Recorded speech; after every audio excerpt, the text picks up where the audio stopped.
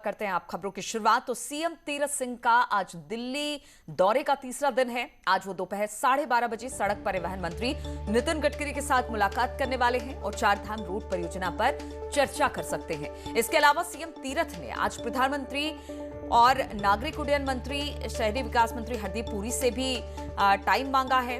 इसके अलावा प्रकाश जावड़ेकर और आईटी मंत्री रविशंकर प्रसाद से भी मुलाकात के लिए समय मांगा है, लेकिन अब तक समय नहीं मिला है। लेकिन नितिन गडकरी के साथ इनकी मुलाकात तय हो चुकी है, समय तय हो चुका है।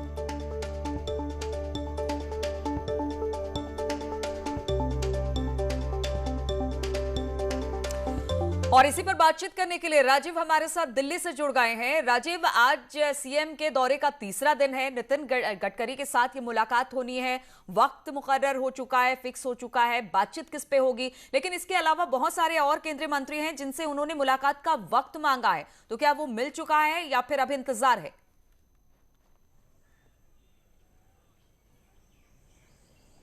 बिल्कुल, देखा जाए तो मुख्यमंत्री तीरथ सिंह रावत दिल्ली दौरे पे हैं और आज भी वो कई केंद्रीय मंत्रियों से मुलाकात करेंगे। समय भी मांगा है, जिसमें मैं आपको बताऊं कि सबसे पहले वह 12:30 बजे केंद्रीय मंत्री नितिन गडकरी से मुलाकात करेंगे और प्रदेश में विकास कार्यों को लेकर के चर्चा करेंगे।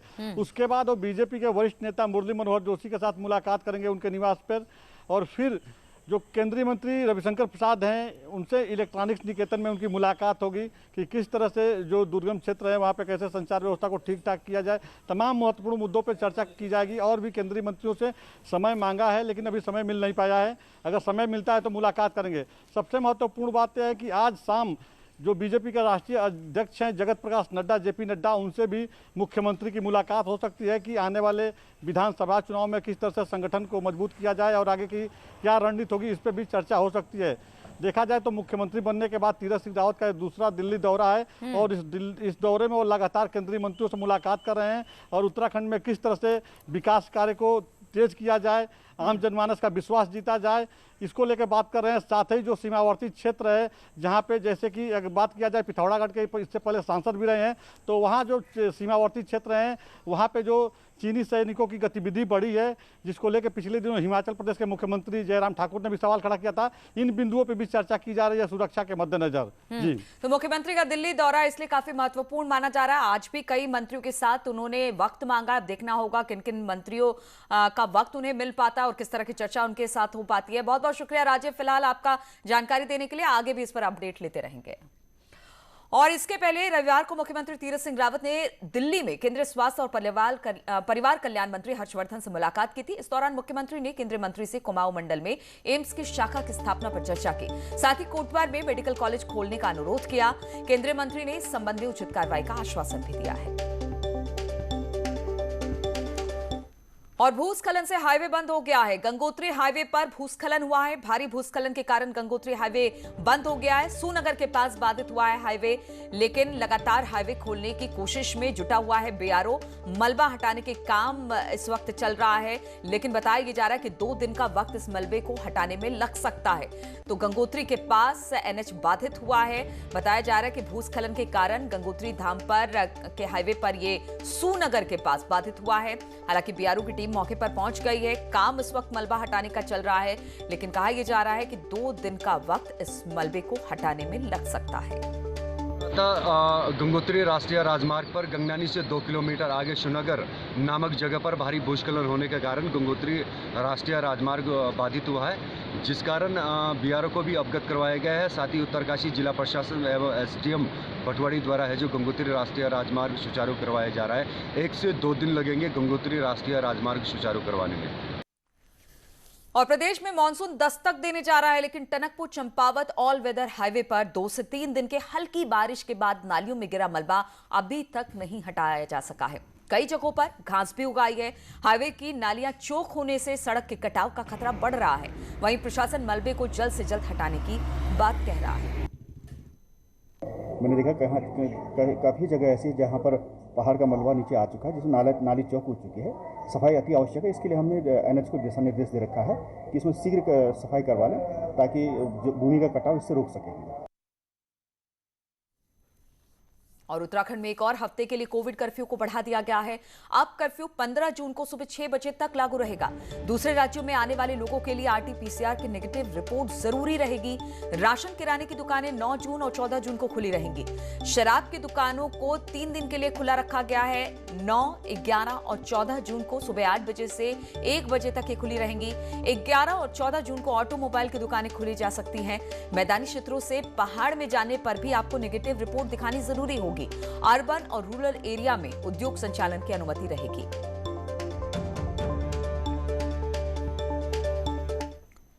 और प्रदेश में लगातार कोविड के केसेस घटते जा रहे हैं। उत्तराखंड में बीते 24 घंटे में सिर्फ 446 केस सामने आए हैं, जबकि 23 संक्रमित मरीजों की मौत हुई है। वहीं ब्लैक फंगस का कहर अब भी जारी है। प्रदेश में अब तक 47 ब्लैक फंगस के मरीज की मौत हो चुकी है, जबकि 18 मरीज ठीक होकर डिस्चार्ज भी हुए हैं।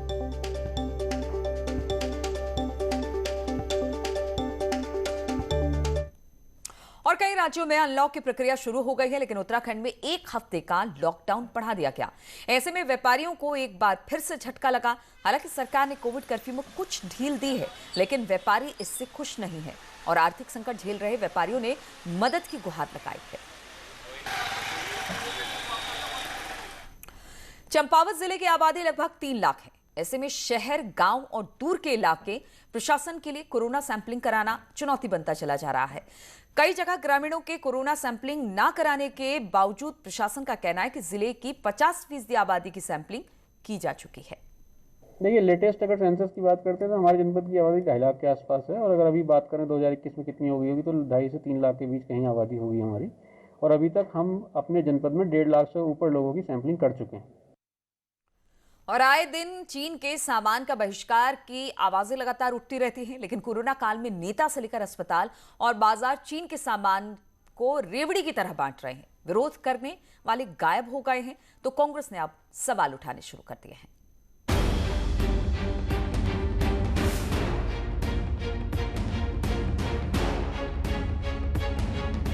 अक्सर चाइनीज सामान के बहिष्कार की खबरें आती हैं, लेकिन कोरोना काल में चाइनीज सामान की पहुंच पहाड़ तक हो गई है। यहां पर चाइनीज ऑक्सीमीटर समेत अन्य मेडिकल उपकरण भी आयात किए गए। चाइना के सामान का विरोध करने वाले भी गांव-गांव ऑक्सीमीटर बांटते नजर आए। कई नामी कंपनियों ने रैपर के अंदर चीन का ऑक्सीमीटर भी बेचा। डॉक्टरों ने नकली प्रोडक्ट से सावधान रहने की अपील की है।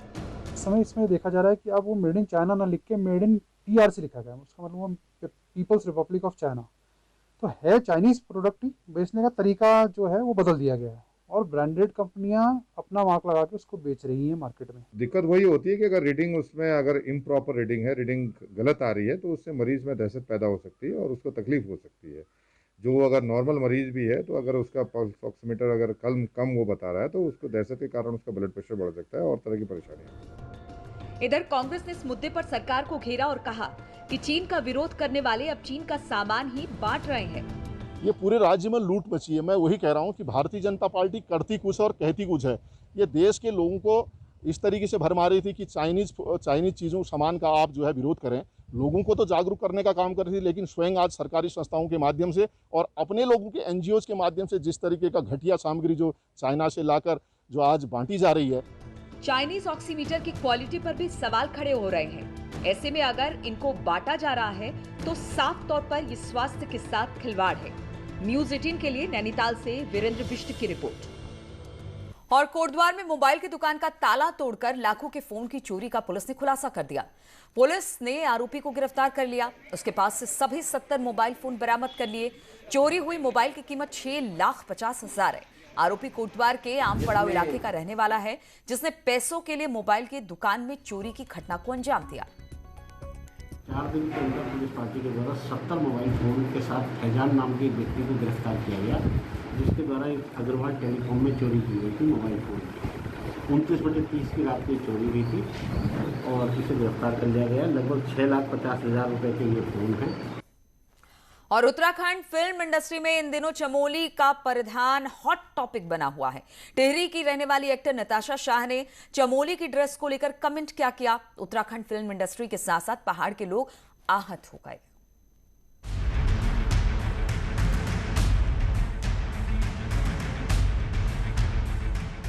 23 साल की नताशा शाह को बहुत कम समय में ही उत्तराखंड फिल्म इंडस्ट्री में पॉपुलैरिटी मिली। कई पहाड़ी हिट गानों में उन्होंने एक्टिंग और डांस किया, लेकिन अपने एक गाने की शूटिंग के दौरान उन्होंने चमोली की पारंपरिक ड्रेस पर कमेंट किया, यार ये कपड़े देख के इतने कॉम्प्लिकेटेड क्लोथ्स क्यों पहनते थे, जिसके बाद सोशल मीडिया पर वो ट्रोल हो रही हैं। गेटअप ले लिया, मैं बहुत ही गंदी लग रही हूँ, मुझे हंसी आ रही है ये कपड़े देख के। इतने कॉम्प्लिकेटेड क्लोथ्स क्यों पहनते थे चमोली। हालांकि नताशा ने अपने सभी सोशल अकाउंट से सारे पोस्ट अब डिलीट कर दिए हैं और लोगों से रो रो कर माफी तक मांग ली है। मुझे ऐसा नाम नहीं कमाना, वो अगर ये वीडियो देखेंगे मुझे रोते हुए देखेंगे। लेकिन उसके बावजूद फिल्म इंडस्ट्री से जुड़े लोग उनके इस बयान की निंदा कर रहे हैं। कैसे कोई क्या इस बात को लेगा, मैं नहीं सोचती ये चीज़, और आप लोगों ने ठीक है वो चीज़ ले ली, मेरा इंटेंशन वो नहीं था, I am really sorry for that. आपको जानना चाहिए कि लोक नृत्य क्या है, यहाँ किस तरीके के डांस होते हैं। ऐसा थोड़ी कि आप इसमें वेस्टर्न डांस करोगे गढ़वाली गानों पे। आपको पहले वो चीज़ सीखना पड़ेगा। और कैसे डायरेक्टर हैं जो इस तरीके के मतलब जो उत्तराखंडी कल्चर को नहीं जानते और उस तरीके के लोगों को अपने टीम में शामिल कर रहे हैं। वो जो वीडियो बना है वो हमारी शूटिंग के दौरान ही बना है और जो कि प्रोडक्शन के हिसाब से सही नहीं था, क्योंकि हम लोग पहले ही क्लियर कर देते हैं आर्टिस्ट को कि आप लोग इस तरीके के वो मत कीजिए कोई भी, क्योंकि क्या होता है कि वहाँ पर हमारा माहौल कुछ और ही होता है। सोशल मीडिया में टिहरी और चमोली को लेकर लोग आपस में कैंपेन भी चला रहे हैं। कुछ लोगों ने संस्कृति को बदनाम न करने पर गढ़वाली बोली में गाना भी बना दिया है। वहीं कुछ लोग इसे नताशा का चुलबुलापन बता रहे हैं।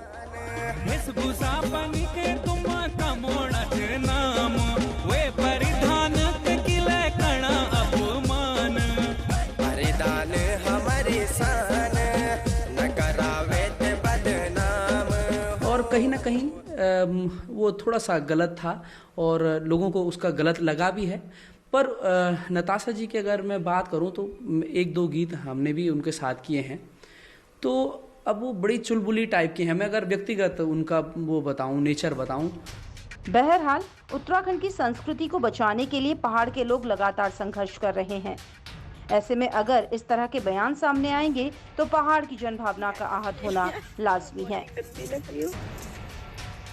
मुझे हंसी आ रही है ये कपड़े देख। न्यूज़ 18 के लिए देहरादून से भारती सकलानी की रिपोर्ट। इतने कॉम्प्लिकेटेड क्लोथ्स क्यों पहनते। और रुड़की में दो कारों की आमने सामने की भिड़ंत हो गई और इससे हड़कंप मच गया। दोनों कारों की चपेट में बाइक सवार दो युवक भी आ गए, जिससे वो घायल हो गए। हादसे के बाद मौके पर पहुंचे बाइक सवार के परिजनों ने कार चालक की जमकर पिटाई की। सूचना पर मौके पर पहुंची पुलिस ने किसी तरह से मामले को शांत कराया।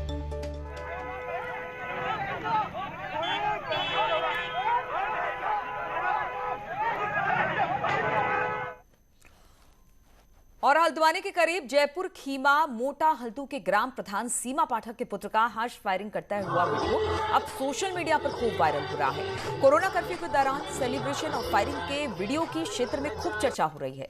आपको बता दें कि ग्राम प्रधान कांग्रेस से जुड़ी हुई है। इस बीच वीडियो के वायरल होते ही लालकुआ पुलिस ने ग्राम प्रधान सीमा पाठक, उसके पति कीर्ति पाठक, उसके पुत्र राहुल पाठक समेत कुल 7 लोगों के विरुद्ध कोविड कर्फ्यू का उल्लंघन, कोविड एसओपी उल्लंघन, लाइसेंसी हथियार के शस्त्र निरस्त करने संबंधी आईपीसी की धाराओं में मुकदमा दर्ज कर दिया।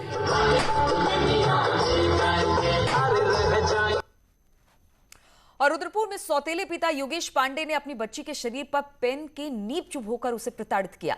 इस मामले में न्यूज़ 18 की खबर का बड़ा असर हुआ है। पीड़ित बच्ची की मां की शिकायत पर आरोपी योगेश पांडे के खिलाफ रुद्रपुर में जुवेनाइल जस्टिस एक्ट के तहत केस दर्ज कर लिया गया है।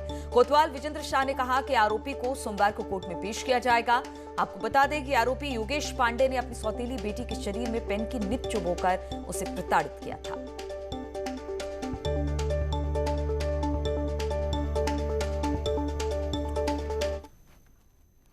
और रुकेंगे यहां पर छोटे से ब्रेक के लिए।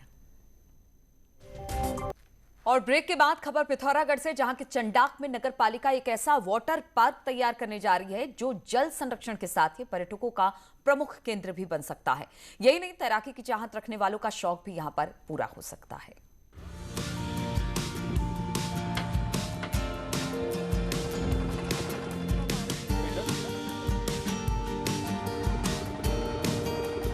चंडाक का ये ऐसा स्पॉट है जहां से सोर घाटी का बेहतरीन नजारा दिखाई पड़ता है।